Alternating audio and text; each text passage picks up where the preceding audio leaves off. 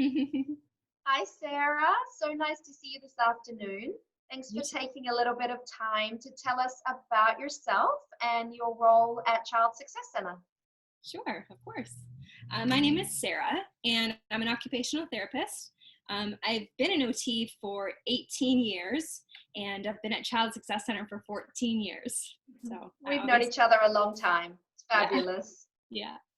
So tell me what led you to become an occupational therapist? So I always knew that I wanted to do something in the health field, but I also really loved the idea of teaching. And so when I found out about being a pediatric OT, it just seemed to be a perfect fit to combine the two together. And after 18 years of being a pediatric OT, tell me a little bit about your journey, knowing that obviously what you know now is very different to how you started, and you're working in a community-based setting. Tell me a little bit about how you chose that and why you stayed in that type of environment. Sure. When I first started out, I moved out here and started working in the schools in LA Unified, which was great. I got some good experience, but it was kind of lonely, and there wasn't a lot of collaboration.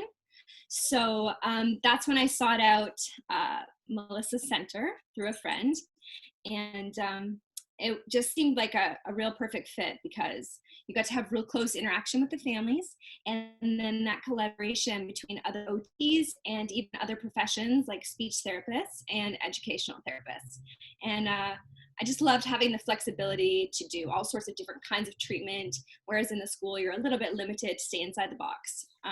So yeah, the outside the box thinking and treatment along with the collaboration of other professionals is really That's wonderful. great.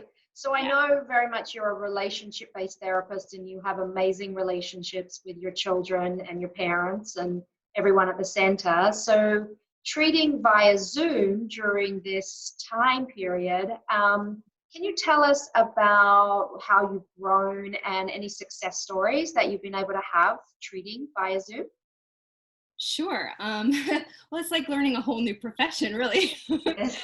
um, but I have really strong relationships with my families and with the kids, so it wasn't too difficult of a transition to make to the telehealth sessions. Spent some time with the families a little bit, with the moms and the dads, getting to know their home and their routine, and then working with the kids.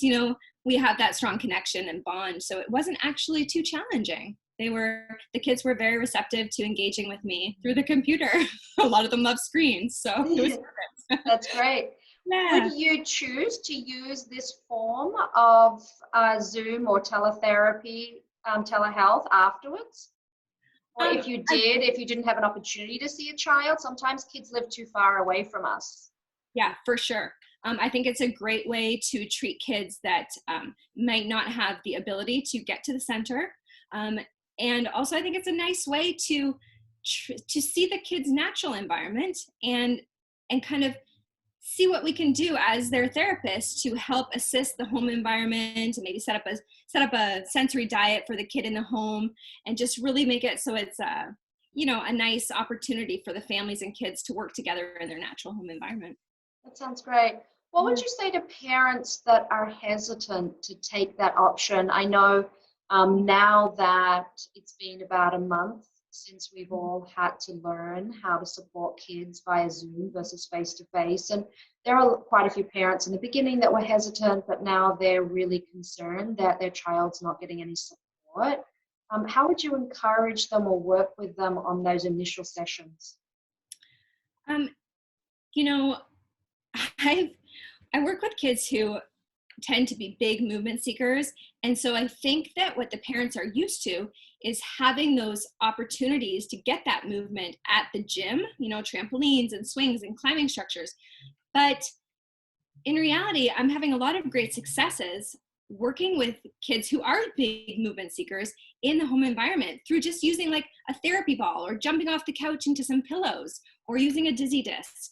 And I think parents have to kind of see that to really understand how beneficial OT still can be in the home despite not having those big movement opportunities.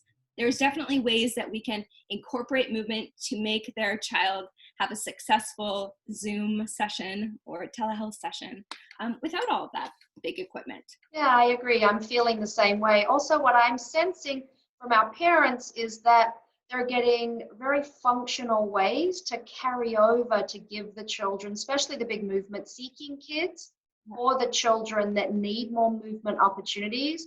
Now they have tools and ways to do this at home in their daily life. So it's a little bit more functional as well. Yeah, it's hugely beneficial. Yeah, I agree. I agree. So thank you so much for your time and for us to get to know you a little bit more. And thank you so much for everything that you do for all the Of children and course. the families. Thank you so much. Okay, bye-bye.